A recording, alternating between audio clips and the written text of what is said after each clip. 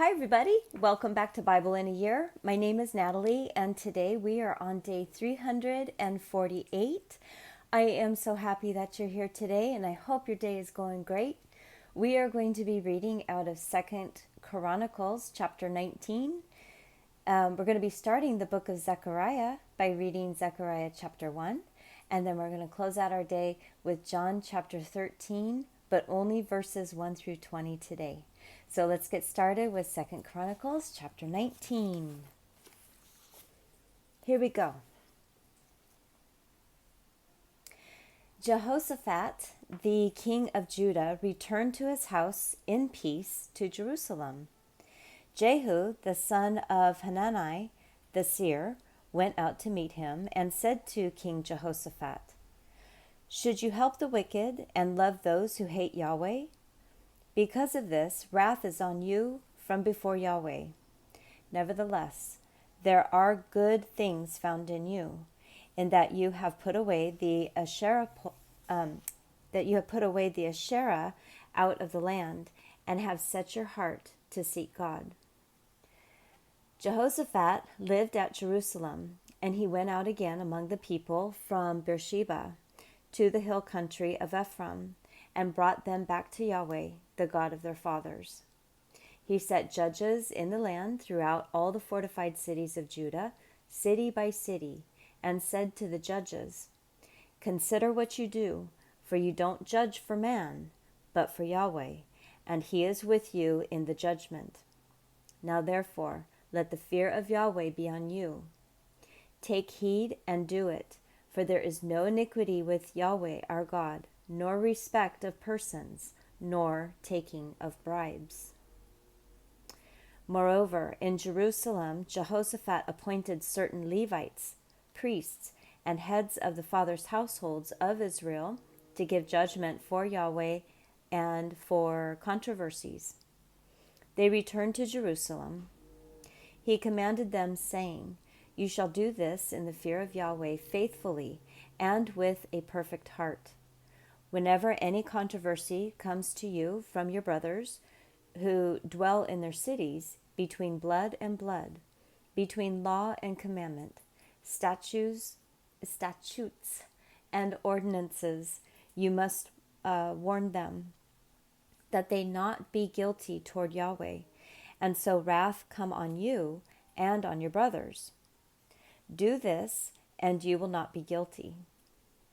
Behold, Amariah, the chief priest, is over you in all matters of Yahweh, and Zebadiah, the son of Ishmael, the ruler of the house of Judah, in all the king's matters.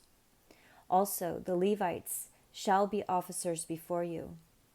Deal courageously, and may Yahweh be with the good." And that's how they were setting up their courts and their laws, to be considerate of what God would have. All right, let's move into the book of Zechariah, chapter 1. In the 8th month, in the 2nd year of Darius, Yahweh's word came to the prophet Zechariah, the son of Berechiah, the son of Iddo, saying, "Yahweh was very displeased with your fathers. Therefore, tell them, Yahweh of armies says, 'Return to me,' says Yahweh of armies, 'and I will return to you,' says Yahweh of armies. Don't be like your fathers, to whom the former prophets proclaimed, saying, 'Yahweh of armies says, return now from your evil ways and from your evil doings.' But they didn't hear nor listen to me, says Yahweh. Your fathers, where are they? And the prophets, do they live forever? But my words and my decrees, which I commanded my servants the prophets, didn't they overtake your fathers? Then they repented and said, just as Yahweh of armies determined to do with us, according to our ways and according to our practices, so he has dealt with us."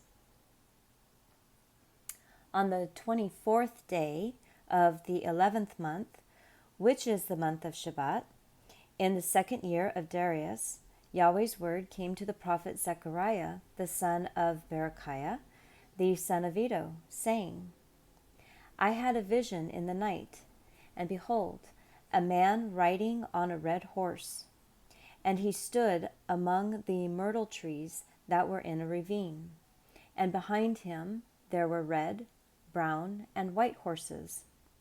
And then I asked, My Lord, what are these? And the angel who talked with me said to me, I will show you what these are. The man who stood among the myrtle trees answered, They are the ones Yahweh has sent to go back and forth through the earth. They reported to Yahweh's angel who stood among the myrtle trees and said, We have walked back and forth through the earth, and behold, all the earth is at rest and in peace. Then Yahweh's angel replied, O Yahweh of armies, how long will you not have mercy on Jerusalem and on the cities of Judah, against which you have had indignation these 70 years?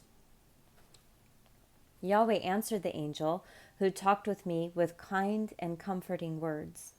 So the angel who talked with me said to me, Proclaim, saying, Yahweh of armies says, I am jealous for Jerusalem and for Zion with a great jealousy.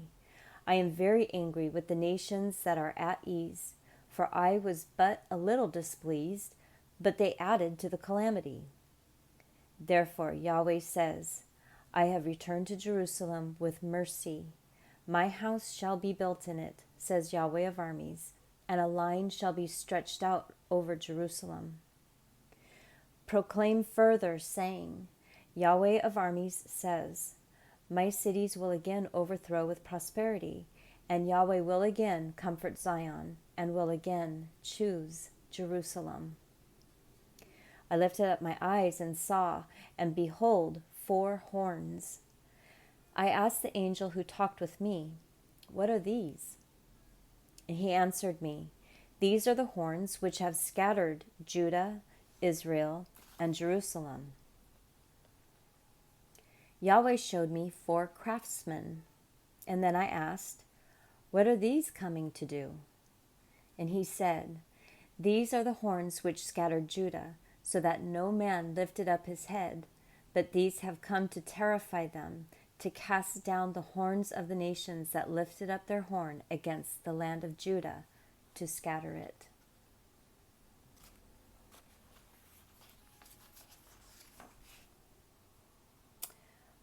Always his way, and always his timing. Okay, let's close out the day. John 13, verses 1 through 20.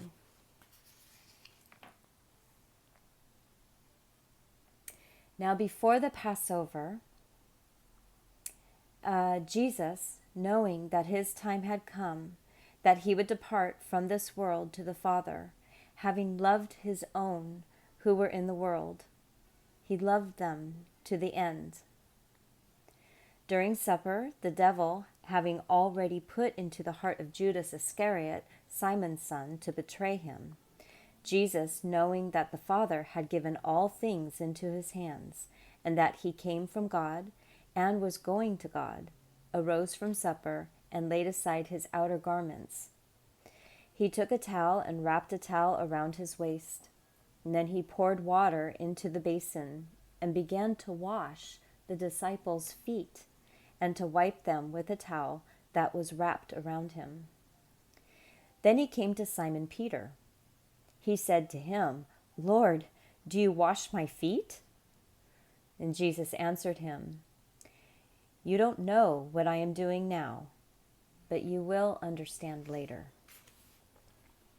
Peter said to him, You will never wash my feet. And Jesus answered him, If I don't wash you, you have no part with me. Simon Peter said to him, Lord, not my feet only, but also my hands and my head. And Jesus said to him, Someone who has bathed only needs to have his feet washed, but is completely clean. You are clean, but not all of you. For he knew him who would betray him, and therefore he said, You are not all clean. So when he had washed their feet, put his outer garment back on, and sat down again, he said to them, Do you know what I have done to you? You call me teacher and Lord. You say so correctly, for so I am. If I then, the Lord and the teacher, have washed your feet, you also ought to wash one another's feet. For I have given you an example, that you should also do as I have done to you. Most certainly I tell you, a servant is not greater than his Lord, neither is one who is sent greater than he who sent him. If you know these things, blessed are you if you do them. I don't speak concerning all of you. I know whom I have chosen, but that the scripture may be fulfilled, he who eats bread with me has lifted up his heel against me. From now on, I tell you before it happens, that when it happens, you may believe that I am he. Most certainly I tell you, he who receives whomever I send receives me, and he who receives me receives him who sent me. Oh, we have to stop